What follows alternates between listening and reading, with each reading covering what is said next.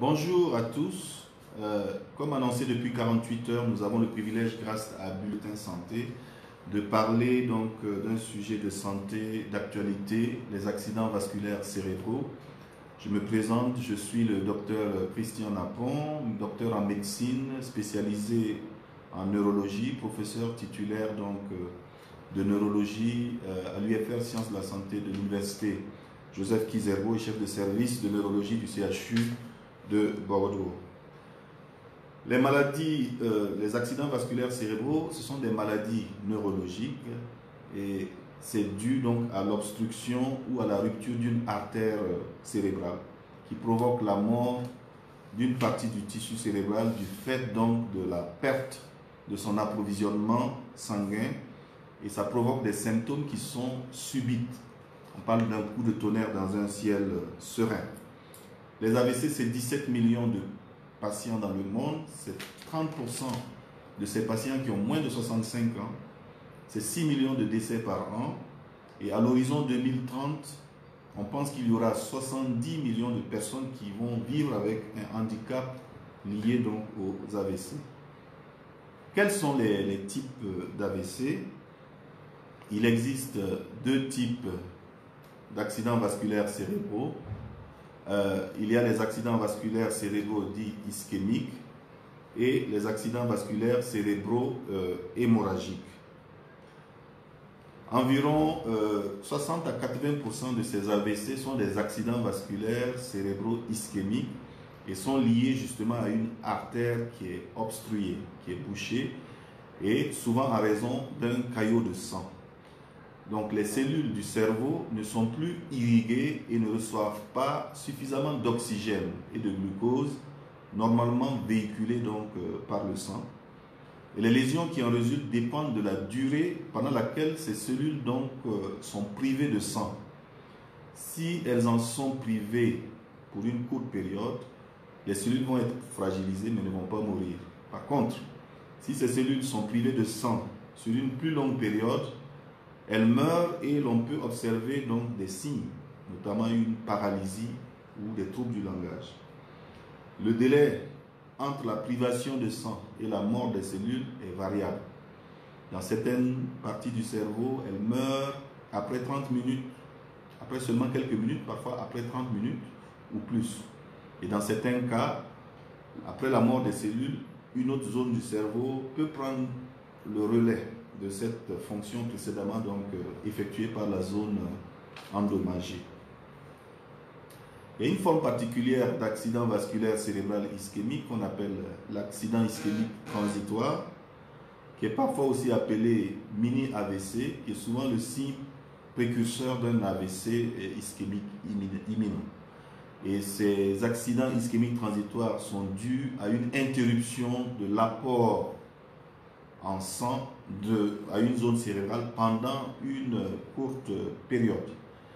Et comme l'apport de sang se rétablit rapidement, donc le tissu cérébral ne meurt pas, et comme c'est le cas dans un AVC.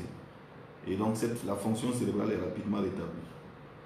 Alors les 20 à 40% des autres AVC qu'on va retrouver, notamment, seront des AVC de type hémorragique. Et ces AVC hémorragiques sont dus donc à une hémorragie dans le cerveau. Et dans ce type d'AVC, il y a plutôt un vaisseau qui s'éclate. Et cet éclatement va entraîner donc une brèche par laquelle donc le sang va s'épancher dans le cerveau, dans le tissu cérébral. Et ce sang, au contact direct avec le tissu cérébral, irrite ce dernier. Et ça peut entraîner la formation après d'une cicatrice dans le cerveau. Quels sont donc les facteurs de risque des AVC? Il faut dire qu'on peut décliner ces facteurs en deux types. Il y a les facteurs de risque dits modifiables, sur lesquels on peut agir, on peut contrôler, on peut les modifier, et les facteurs de risque non modifiables. Pour ce qui concerne les facteurs de risque modifiables, il y a en premier l'hypertension artérielle. Donc quand vous avez une hypertension artérielle, vous multipliez votre risque de faire un AVC de 3 à 4 fois. Il y a aussi le taux de cholestérol, c'est-à-dire la quantité de graisse dans le corps. il y a le diabète, il y a également le tabagisme, l'obésité, surtout lorsqu'il s'agit d'une obésité abdominale, la trop grande consommation d'alcool, la mauvaise activité, enfin le manque d'activité physique et la mauvaise alimentation, par exemple les aliments qui sont riches en graisses saturées. Puis il y a aussi d'autres facteurs de risque, notamment la dépression ou le stress. Hein? Donc souvent c'est des facteurs qui sont négligés mais qui sont quand même importants qu'il faut connaître. Il y a aussi toutes les maladies cardiaques qui augmentent le risque de formation de caillots dans le sang. Il y a la consommation de certaines substances prohibées, notamment la cocaïne, les amphétamines. Il y a l'inflammation des vaisseaux dans les vascularites. Il y a les troubles de la coagulation, hein, qui entraînent soit une coagulation excessive, qui constitue un facteur de risque d'AVC ischémique, ou lorsque il y a des troubles qui augmentent les saignements, qui augmentent également le risque d'AVC hémorragique. On a pour spécifiquement les AVC hémorragiques, il y a l'hypertension artérielle qui est un facteur de risque important. Il y a la prise de certains médicaments qu'on appelle des anticoagulants, qui sont des médicaments qui inhibent donc la coagulation du sang, et la présence de certaines malformations. Donc quand vous avez un renflement dans une artère qui irrigue le cerveau, on parle d'anévrisme artériel, ou bien une connexion anormale entre les artères et les veines, on parle de malformations artério-veineuses, ce sont des facteurs donc, de survenue d'hémorragie cérébrale. En ce qui concerne donc les facteurs de risque non modifiables, il y a l'âge, l'homme après 50 ans, la femme après 45 ans du moins, et la femme après 50 ans est donc exposée au risque, de même que les personnes de race noire par rapport aux blancs, et également les antécédents familiaux. Si vous avez un parent qui a fait un AVC, vous êtes exposé également au risque d'en faire. Donc, ces facteurs dits non modifiables, on ne peut pas agir là-dessus. Quels sont les signes des accidents vasculaires cérébraux? En général, les signes sont très nombreux, mais les principaux signes qu'on peut retrouver, c'est la paralysie. Et cette paralysie, souvent, concerne la moitié du corps, ça peut être la moitié droite ou la moitié gauche. Quand c'est la moitié droite qui est touchée, elle peut être accompagnée de troubles du langage. On parle d'aphasie. Et ces troubles du langage peuvent porter sur le versant expression du langage ou bien le versant compréhension du langage, ou même les deux. On parle d'aphasie globale. Mais à côté de ces signes-là, il y a beaucoup d'autres signes qu'on peut retrouver, notamment des troubles de la sensibilité, mais qui concernent toujours une moitié du corps. Il y a des troubles de la mémoire, des troubles de la reconnaissance déjà, les troubles de l'apprentissage. Donc, toutes les fonctions neurologiques peuvent être touchées au cours donc, des AVC. Mais il y a quand même des signes avant-coureurs, n'est-ce pas, qui, lorsque vous les avez, vous devez immédiatement donc alerter le médecin. Et même si les symptômes sont temporaires, c'est une faiblesse ou une paralysie soudaine d'un côté du corps, la perte de sensation subite ou une sensation anormale d'un côté du corps, des troubles du langage qui arrivent subitement, un état de confusion ou bien une sensation d'obscurité subite, un flou ou une perte de la vision, et puis également un étourdissement subi ou une perte d'équilibre ou de la coordination des mouvements conduisant à des chutes. Lorsque vous avez ces signes-là, il faut immédiatement prévenir, aller vers les structures de santé. Alors, pour ce qui concerne les hémorragies spécifiquement, il y a souvent associé des maux de tête, des céphalées qui sont souvent intenses, des nausées, des vomissements, une perte de connaissance et une forte hypertension artérielle. Donc, voilà pour ce qui est des signes. Et on peut également retrouver des troubles de la déglutition. Ça, c'est souvent des signes de gravité. Et quand on les a, ça veut dire que c'est un patient qui peut inhaler le contenu alimentaire et qui peut faire donc des infections pulmonaires. Donc, et également, on peut retrouver un patient qui est déjà dans un coma.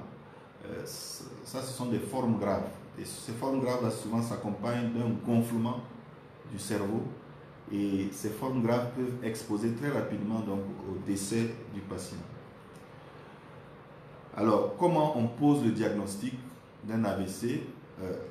Bien sûr, c'est sur la clinique. Le médecin va examiner le patient, il va l'interroger, demander comment ça s'est passé et surtout se baser sur la brutalité des signes, puisque c'est, comme on dit, c'est comme un coup de tonnerre dans un ciel serein. Et à côté de ça, il va demander des examens complémentaires et notamment un scanner cérébral qui va permettre de confirmer son diagnostic.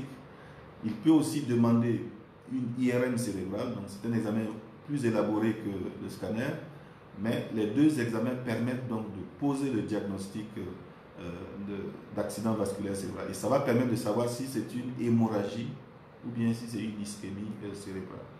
Et ça va également permettre d'envisager ce qu'on doit faire en premier, donc le traitement immédiat.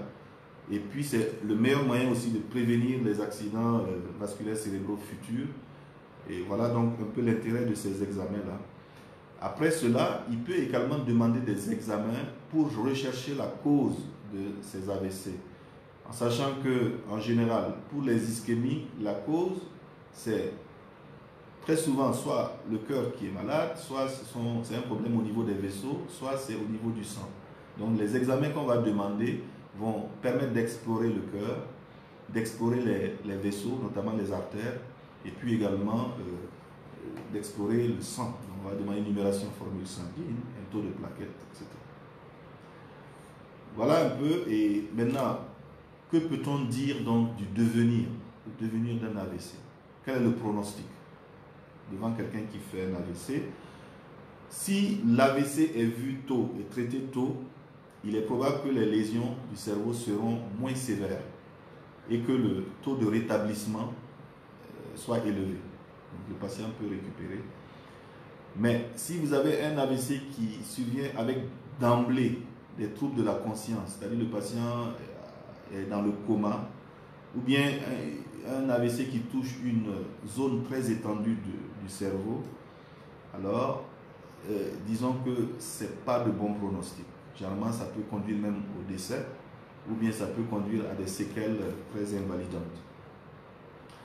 Mais en général, généralement, l'état de la personne s'améliore rapidement au cours des jours qui suivent l'AVC, plus l'amélioration sera importante. Alors, mais cette amélioration peut se poursuivre généralement au cours des 6 mois qui suivent l'accident vasculaire cérébral.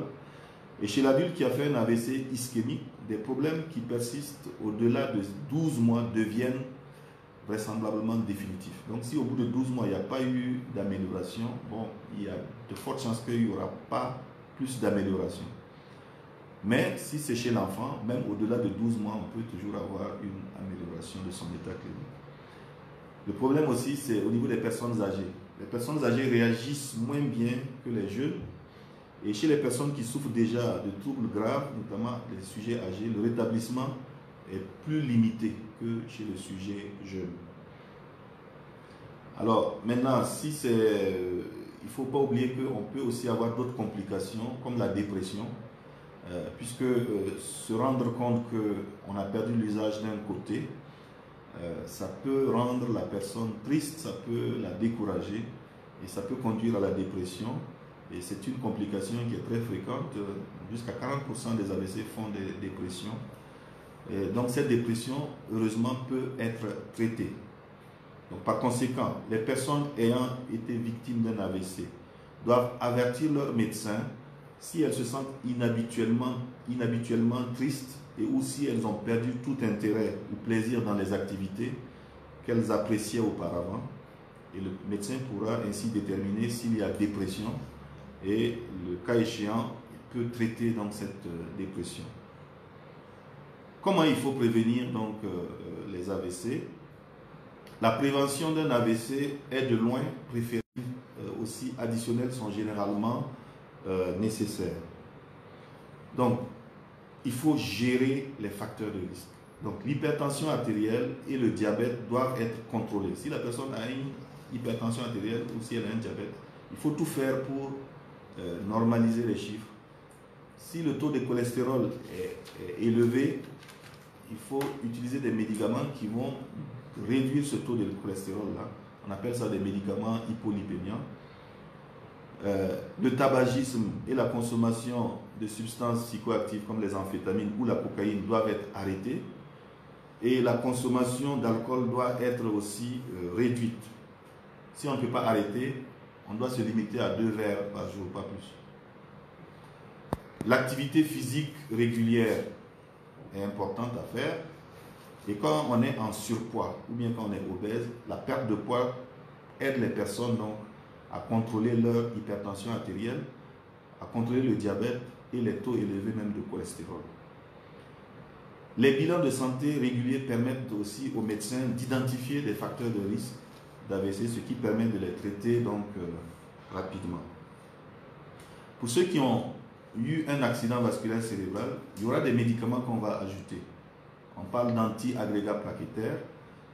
Donc, c'est des médicaments que la personne sera amenée à prendre pour réduire le risque d'un autre accident vasculaire cérébral ischémique. Et ces médicaments empêchent donc l'agrégation des plaquettes et la formation des caillots, qui sont donc les causes fréquentes des AVC ischémiques.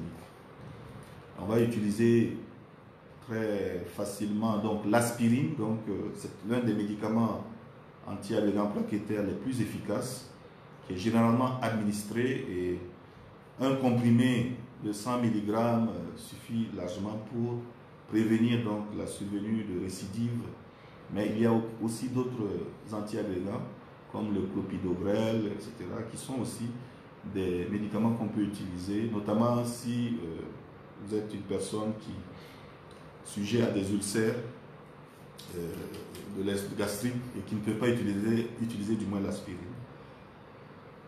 Il y a certaines personnes qui sont allergiques à ces médicaments-là, donc on peut changer tant que possible.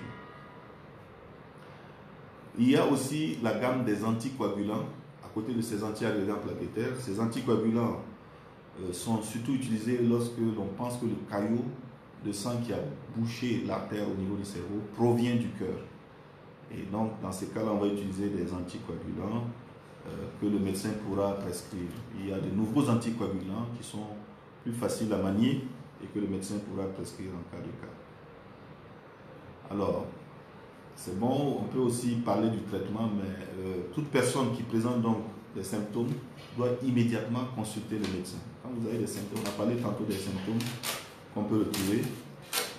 Et comme je l'ai dit, plus le traitement est rapide, plus les chances de rétablissement sont bonnes. Donc, les services d'urgence peuvent accueillir ces patients-là. Et puis, rapidement, les patients peuvent être conduits vers les services de neurologie pour une meilleure prise en charge. En général, quand le patient arrive, le médecin va s'intéresser aux fonctions vitales de la personne, notamment le rythme cardiaque, la respiration, la température, la pression artérielle, afin de s'assurer qu'elles sont adéquates. Et si ces éléments ne sont pas adéquats, on va utiliser des mesures, on va avoir des mesures pour les corriger immédiatement. Par exemple, si une personne est dans le coma ou dans un état de conscience, d'inconscience, on peut proposer une réanimation, la ventilation mécanique, l'intubation, etc. peut aider la personne à respirer. Si les symptômes suggèrent qu'il y a une augmentation de la pression dans le cerveau, donc pression intracrânienne, des médicaments peuvent être prescrits pour réduire le gonflement du cerveau, parce que le cerveau gonfle, mais dans une boîte crânienne qui est inextensible, et ça peut aboutir à ce qu'on appelle des engagements. Et ces engagements peuvent malheureusement tuer très rapidement la personne. D'autres médicaments peuvent être utilisés au cours des premières heures ou des premiers jours. Et on peut donc, pour les accidents vasculaires cérébraux ischémiques en particulier, utiliser les médicaments antiplaquettaires dont on a parlé, les anticoagulants. On peut aussi, dans les structures avec un plateau technique bien relevé, notamment en Europe ou dans les pays du Maghreb, on peut introduire une sonde mince et souple dans une artère, généralement dans l'aine, qui est acheminée par l'aorte jusqu'à une artère dans le cou. Et on peut injecter un médicament par ce cathéter afin de dissoudre le caillot qui est à l'origine de l'AVC.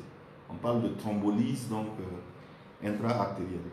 Ou bien on peut aussi utiliser des instruments qu'on va introduire dans le cathéter afin de retirer un caillot. Là, on parle de thrombectomie. On peut aussi faire de la chirurgie pour retirer les dépôts de lipides qui obstruent la circulation sanguine dans une artère du cou. Pour ce qui concerne les AVC hémorragiques, donc liés donc à une rupture d'un vaisseau, si nécessaire, on peut justement utiliser des médicaments qui vont favoriser la coagulation du sang. Et si la tension artérielle est très élevée, il faut tout faire pour contrôler cette tension artérielle parce que ça favorise le ressaignement. Parfois, on peut faire de la chirurgie pour retirer d'importantes quantités de sang accumulées ou pour mettre en place une dérivation afin de soulager la pression dans le crâne. On peut aussi utiliser des stents, c'est des petits ressorts jusqu'à la zone affectée pour traiter certaines malformations comme un anévrisme artériel rompu, par exemple. Les traitements ultérieurs et continus ont pour but donc de prévenir les futurs AVC, de prévenir et traiter les problèmes provoqués par un AVC et puis d'aider la personne à récupérer une aussi grande partie de leur fonction que possible par le biais de la rééducation. La rééducation qu'il faut commencer très rapidement. Plus c'est tôt, plus la personne peut récupérer. Et puis il y a l'orthophonie qui va intéresser surtout les personnes qui ont des troubles du langage.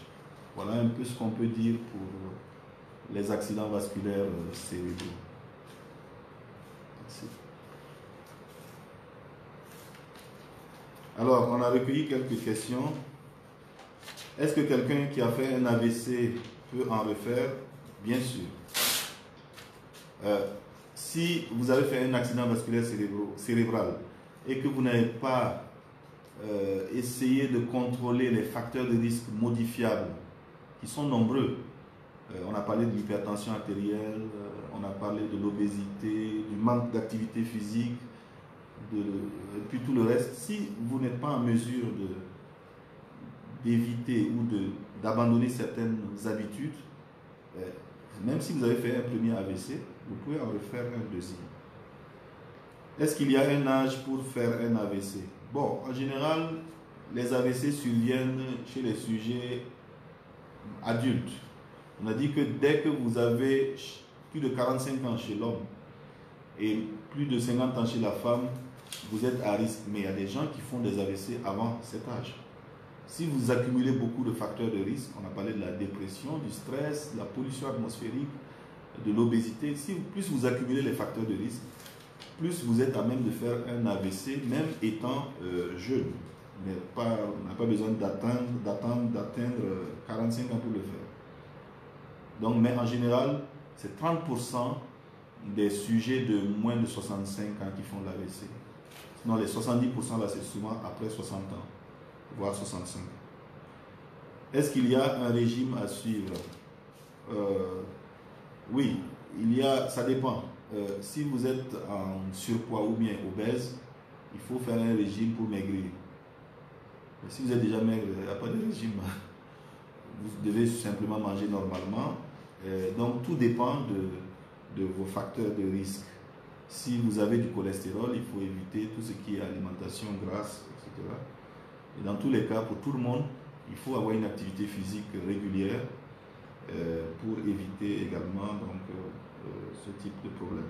Que pensez-vous de l'automédication dans cette situation? Oui, je vous ai dit tantôt qu'il y a certaines qui consomment des médicaments pour être en forme, les amphétamines. Ce sont des médicaments de la rue, ce sont des médicaments qu'on retrouve, qui peuvent provoquer des AVC. Et les excitants consommés en excès, l'alcool, disons, et même le café, si c'est vraiment en excès, c'est pas bon. Parce qu'on a parlé du stress. Si vous ne dormez pas, vous pouvez augmenter votre stress et puis également, ça peut être un facteur de risque de survenue des AVC. Donc l'automédication n'est pas une bonne chose. Est-ce que la personne peut retrouver une vie normale après le traitement? Oui. Comme on l'a dit, tout dépend de comment cet AVC s'est installé. Si c'est un AVC avec très peu de signes, on peut même récupérer totalement. On ne saura pas que vous avez eu un AVC. Et si vous prenez bien vos traitements, notamment les anti-agrégants plaquettaires, pour ce qui est des AVC ischémiques, ou bien un traitement de l'hypertension artérielle, vous pouvez retrouver une vie normale, vous pouvez retrouver vos activités normalement, mais en ayant en tête que vous avez été averti par une maladie qui peut récidiver si vous ne faites pas attention au contrôle des différents facteurs de risque vasculaire. C'est bon? Ok. Voilà. Nous voulons donc remercier vraiment tous les internautes pour leur participation à cette première vidéo en direct.